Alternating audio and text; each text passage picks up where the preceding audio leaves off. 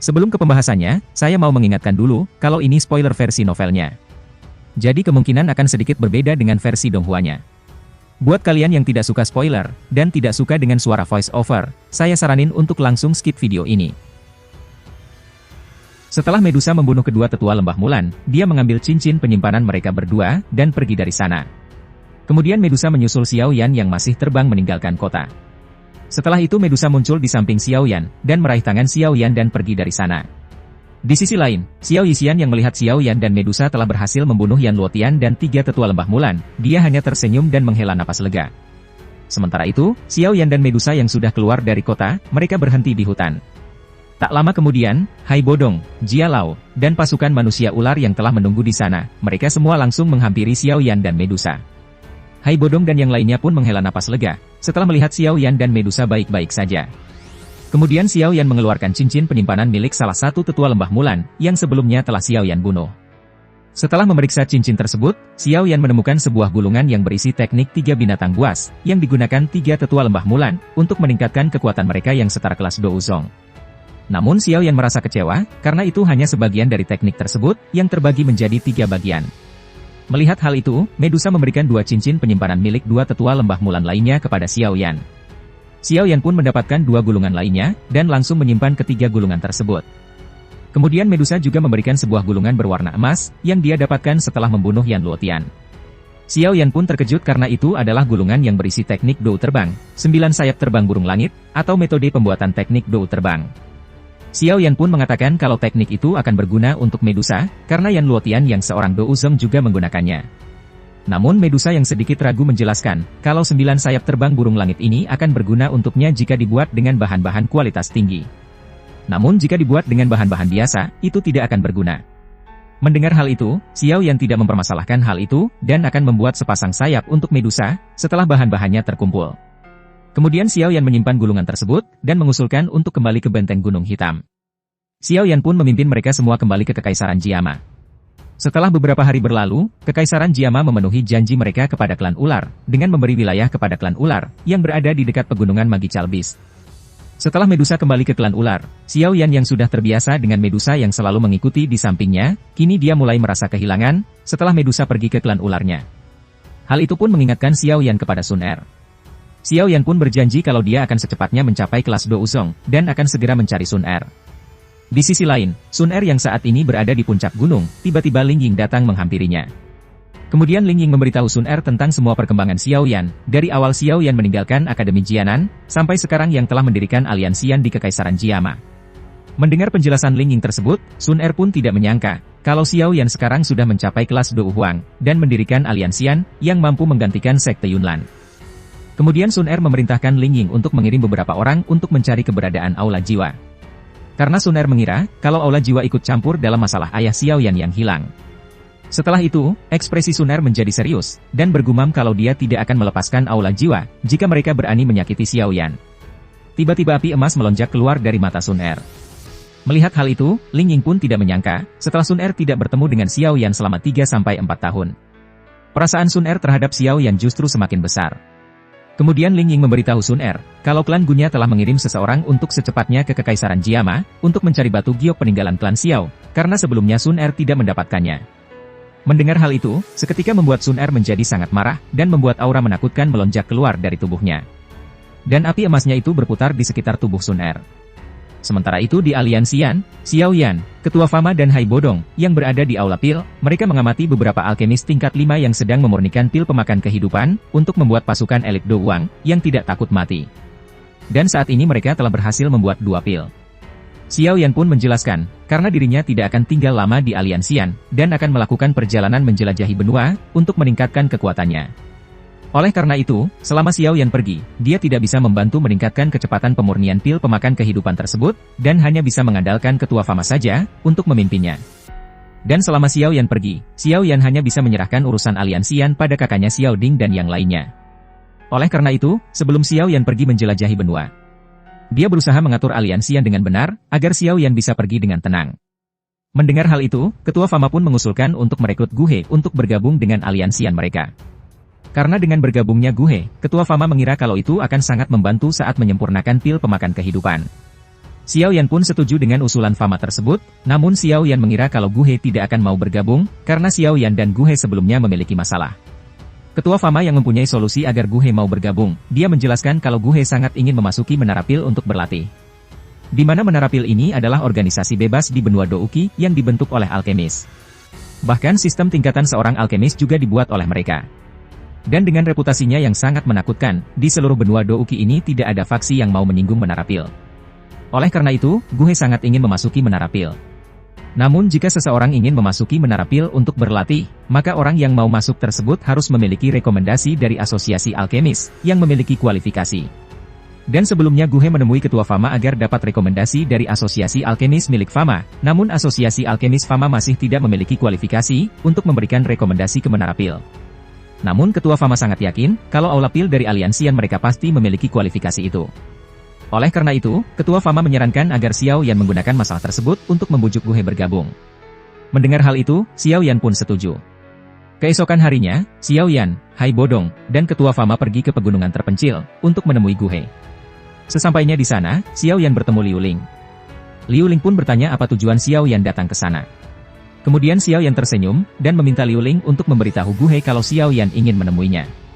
Tak lama kemudian, Gu He pun keluar, dan dia tidak menyangka kalau Xiao Yan dan yang lainnya dapat menemukan tempat tersebut. Dan dia bertanya apa maksud kedatangan mereka menemui dirinya. Kemudian Gu He melirik Fama, dan mengira kalau Fama lah yang membawa Xiao Yan ke sana. Xiao Yan pun menjelaskan kalau kedatangan mereka adalah untuk mengundang Gu He bergabung dengan Aula Pil dari aliansian mereka. Mendengar hal itu, Gu He langsung menolak undangan tersebut. Kemudian Fama menjelaskan, kalau Gu He bisa saja direkomendasikan untuk memasuki Menara Pil, jika Gu He bergabung dengan aliansian.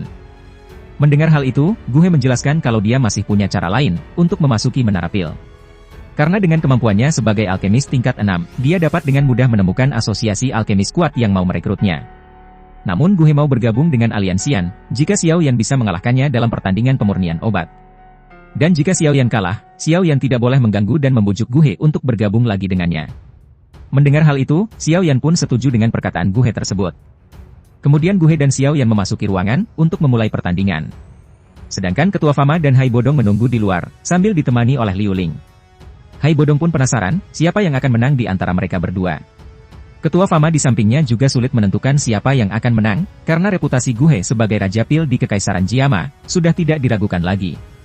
Sedangkan Xiao Yan juga bukan alkemis biasa, karena kemampuannya juga sudah setara dengan alkemis tingkat 6. Liu Ling yang mendengar hal itu pun terkejut, saat dirinya menuangkan teh untuk mereka berdua. Liu Ling tidak menyangka kalau Xiao Yan yang dulu bersaing dengannya, kini sudah mencapai tingkatan yang setara dengan gurunya. Sedangkan Liu Ling sendiri sekarang masih alkemis tingkat 4. Setelah 2 hari berlalu, pertandingan Xiao Yan dan Gu He pun selesai, dan mereka berdua keluar dari ruangan tersebut. Sementara itu Hai Bodong dan Ketua Fama sangat senang setelah mengetahui kalau Xiao Yan lah yang menang, dan Gu He mau bergabung dengan aliansian. Dengan bergabungnya Gu He ke aliansian, beberapa alkemis juga ikut bergabung. Hal itu pun membuat Aula Pil dari aliansian berkembang pesat. Setelah 1 bulan berlalu, Xiao Yan menerima burung pembawa pesan, yang dikirim oleh Xiao Yixian. Xiao Yixian memberitahu Xiao Yan kalau dirinya menemukan seseorang dari Aula Jiwa, dan menyuruh Xiao Yan untuk segera menemui Xiao Yixian di Kekaisaran Chuyun. Setelah melihat pesan tersebut, Xiao Yan menjadi bersemangat, karena selama dirinya bisa menangkap seseorang dari Aula Jiwa tersebut, maka Xiao Yan bisa mendapatkan informasi tentang ayah dan gurunya berada. Kemudian Xiao Yan menemui Xiao Ding dan yang lainnya, dan memberitahu mereka tentang masalahnya itu. Mereka pun terkejut saat mendengar kalau Xiao Yan akan meninggalkan Kekaisaran Jiama. Setelah memberitahu mereka semua, Xiao Yan bergegas pergi ke pegunungan Magical Beast untuk menemui Medusa, sambil mengajak Xian. Tak lama kemudian, Xiao Yan dan Xian sampai di tempat baru klan ular. Kemudian Xiao Yan meminta salah satu manusia ular yang ada di sana untuk mengantarnya menemui Medusa. Namun salah satu manusia ular tersebut menjelaskan kalau Xiao Yan harus bertemu dengan komandan pertama klan ular, karena hanya komandan pertama, dan tetua dari klan ular yang bisa memasuki ruangan. Xiao Yan yang belum pernah bertemu dengan komandan pertama dari klan ular, dia mengira kalau komandan pertama adalah orang terkuat setelah Medusa, yang ada di klan ular. Oleh karena itu, Xiao Yan juga mengira kalau komandan pertama ini tidak akan menyukai Xiao Yan, karena Xiao Yan dekat dengan Medusa. Meskipun Xiao Yan tahu kalau komandan pertama ini akan merepotkannya, namun Xiao Yan tidak takut padanya. Sementara itu Xian tertawa dan mengatakan kalau dia akan membantu Xiao Yan jika komandan pertama itu macam-macam. Mendengar hal itu, Xiao Yan mengingatkan Xian untuk tidak membuat masalah, dan harus menuruti perkataan Xiao Yan. Tak lama kemudian, Xiao Yan dan Xian sampai di tempat komandan pertama berada. Xiao Yan merasakan kalau kekuatan dari komandan pertama ini berada di puncak kelas Dou Huang. Kemudian Xiao Yan memperkenalkan dirinya, dan meminta komandan pertama untuk memberitahu Medusa kalau Xiao Yan ingin bertemu.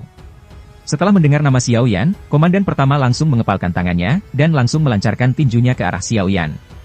Melihat hal itu, api hijau di tubuh Xiao Yan langsung melonjak keluar. Namun di saat tinju dari komandan pertama mau bertabrakan dengan Xiao Yan, tiba-tiba Xian muncul, yang seketika beradu pukulan dengan komandan pertama. Hal itu pun membuat Xian dan komandan pertama mundur beberapa langkah. Tak lama kemudian, teratai api hijau melayang dari tangan Xiao Yan. Xiao Yan pun mengingatkan komandan pertama, jika dia berani melangkah maju, Xiao Yan akan melancarkan teratai api hijaunya itu ke arah komandan pertama. Melihat hal itu, komandan pertama terkejut saat merasakan energi yang sangat menakutkan dari teratai api hijau tersebut. Komandan pertama yang ketakutan pun mengakui kemampuan Xiao Yan sebagai pemimpin aliansi Xian. Kemudian Xiao Yan meminta komandan pertama untuk memberitahu Medusa tentang kedatangan Xiao Yan. Namun komandan pertama menjelaskan, kalau saat ini Medusa sedang melakukan latihan, dan tidak boleh ada yang mengganggunya. Mendengar hal itu, Xiao Yan menjentikan jarinya, dan seketika teratai api hijaunya itu melesat ke arah komandan pertama. Komandan pertama pun mencoba menghindar dari teratai api hijau tersebut, namun teratai apinya itu terus mengikutinya dari belakang. Kemudian komandan pertama meminta Xiao Yan untuk menghentikannya. Setelah Xiao Yan menghentikan teratai api hijaunya itu, komandan pertama pun pergi dari sana untuk menemui Medusa. Setelah 10 menit berlalu, Medusa pun muncul dan bertanya ada urusan apa Xiao Yan mencarinya di klan ular. Xian yang melihat Medusa pun langsung menghampirinya, dan langsung memeluk Medusa. Melihat hal itu, komandan pertama terkejut saat melihat kedekatan Xian dengan Medusa. Kemudian Xian memberitahu Medusa tentang komandan pertama yang berani menyerang Xian. Sontak hal itu membuat komandan pertama mengeluarkan keringat dingin saat mendengar Xian mengadu pada Medusa. Komandan pertama yang melihat tatapan dingin Medusa kepadanya, dia langsung beralasan kalau dirinya hanya ingin menguji kemampuan Xiao Yan, dan tidak berniat untuk menyerang Xian. Medusa pun mengingatkan komandan pertama, kalau Xiao Yan adalah tamu klan ular, yang telah diakui para tetua. Kemudian Medusa menghukum komandan pertama, untuk pergi ke gua ular selama 1 bulan. Mendengar hal itu, komandan pertama hanya mengangguk menuruti perintah Medusa, dan pergi dari sana. Kemudian Xiao Yan menjelaskan kalau Xiao Yixian telah menemukan jejak seseorang dari aula jiwa yang ada di Kekaisaran Chuyun. Oleh karena itu, Xiao Yan membutuhkan Medusa untuk membantunya. Meskipun Xiao Yan belum mengetahui kekuatan dari aula jiwa yang ada di Kekaisaran Chuyun tersebut, namun Xiao Yan mengira, jika kekuatannya setara dengan pelindung Wu, Xiao Yan yakin kalau dirinya, Medusa, dan Xiao Yixian pasti bisa menghadapinya. Medusa yang masih tidak mempercayai Xiao Yixian, dia masih merasa ragu terhadapnya, karena sekarang mereka akan pergi ke wilayah Xiao Yixian, yaitu Kekaisaran Chuyun. Namun setelah melihat ekspresi wajah suram Xiao Yan, Medusa langsung berubah, dan dia akan menuruti perkataan Xiao Yan. Kemudian Xiao Yan terkejut saat melihat luka yang ada di tangan Medusa, dan langsung meraih tangan Medusa. Medusa pun langsung menarik tangannya yang digenggam Xiao Yan, dan menjelaskan kalau itu hanya luka kecil saja, yang disebabkan oleh Magical Beast, saat membangun wilayah baru di pegunungan Magical Beast tersebut. Kemudian Medusa mengubah topik, dan bertanya kapan mereka akan berangkat. Xiao Yan mengatakan kalau mereka akan berangkat secepatnya. Mendengar hal itu, Medusa menyuruh Xiao Yan dan Xian untuk menunggu di sana, karena dia akan memberitahu klan ularnya dulu, kalau dia akan pergi.